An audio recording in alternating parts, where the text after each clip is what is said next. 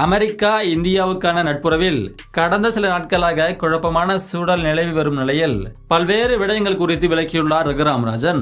அதோடு ரஷ்யாவிடமிருந்து எண்ணெய் வாங்குவதை இந்தியா மறுபரிசீலனை செய்ய வேண்டும் என்றும் கூறியுள்ளார்.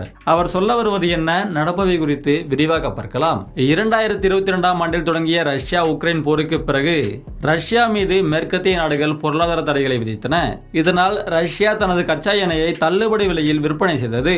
இதை ஒரு வாய்ப்பாக பயன்படுத்திக் கொண்ட இந்தியா ரஷ்ய எண்ணெயை அதிக அளவில் இறக்குமதி செய்து வருகிறது. இதனை ஒரு காரணமாக வைத்து இந்தியா மீது வரி விதிப்பு நடவடிக்கையை மேற்கொண்டுள்ளார் அமெரிக்க அதிபர் டொனால்ட் ட்ரம்ப். ஆம், ஆட்சிக்கு வந்த பிறகு தங்கள் நாட்டின் மீது வரி விதிக்கும் நாடுகளின் மீது வரி விதிக்கிறேன் என்ற பெயரில் இந்தியாவில் இருந்து இறக்குமதி செய்யும் பொருட்கள் மீது 25% வரியை விதித்தார் ட்ரம்ப். இது கடந்த 7ஆம் தேதி முதல் அமலுக்கு வந்தது.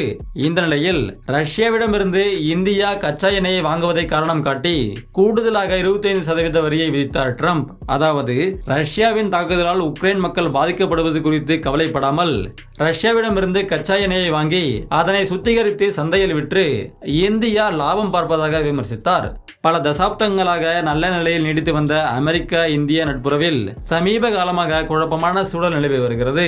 இந்த நிலையில்தான் இந்திய ரிசர்வ் வங்கியின் முன்னாள் ஆளுநரும் உலக பொருளாதார நிபுணருமான ரகுராம் ராஜன் ஆங்கில நாளிதழுக்கு அளித்த பேட்டியில் பல்வேறு விஷயங்கள் குறித்து பேசியுள்ளார். அவர் பேசுகையில் ரஷ்யாவுடனான வர்த்தக உறவை இந்தியா குறைத்துக் கொள்ள வேண்டும் என்று அமெரிக்காவில் தற்போதுள்ள நிர்வாகம் எதிர்பார்க்கிறது. இந்தியா நீண்ட காலமாக தனது வெளியுறவு கொள்கையில் சுதந்திரமான முடிவுகளை எடுத்து வருகிறது. ஆனால் அமெரிக்காவின் முக்கிய நட்பு நாடாக இருக்கும் போது அமெரிக்காவுடன் இணைந்து செயல்படுவது இந்தியாவின் வர்த்தக நலன்களுக்கு பயனுள்ளதாக இருக்கும் என்று குறிப்பிட்டுள்ளார். அதோடு அமெரிக்காவின் தற்போதைய வெளியுறவு மற்றும் வர்த்தக கொள்கையில் ஏற்பட்டுள்ள மாற்றங்களுக்கு இந்தியா இணங்கிச் செல்ல வேண்டும். உலக பொருளாதாரத்தில் இந்தியா ஒரு வலுவான இடத்தை பிடித்து வரும் நிலையில் புதிய உலக ஒழுங்கில் தனது நிலையை கவனமாக நிர்வகிக்க வேண்டும் என்றும் வலியுறுத்தியுள்ளார் ரகுராம் ராஜன். அமெரிக்காவின் வரி விதிப்பு நடவடிக்கையின் நிஜ காரணம் குறித்து அவர் பேசுகையில் 50% வரியை இந்தியா மீது விதித்ததன் பின்னணியில் வர்த்தக பொருளாதார காரணங்களையும் தாண்டி பல விஷயங்கள் இருக்கின்றன.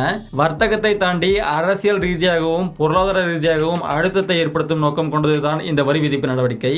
தங்களின் இராணுவத்தை கொண்டு மற்ற நாடுகளின் மீது கொடுக்க முடியாத அழுத்தத்தை வரி விதிப்பின் மூலம் செய்ய முடியும் என்று ட்ரம்ப் நம்புகிறார். இதன் விளைவு மற்ற நாடுகள் பொருளாதார ரீதியாக பிரச்சனையை எதிர்கொள்கின்றன என்று குறிப்பிட்டுள்ளார்.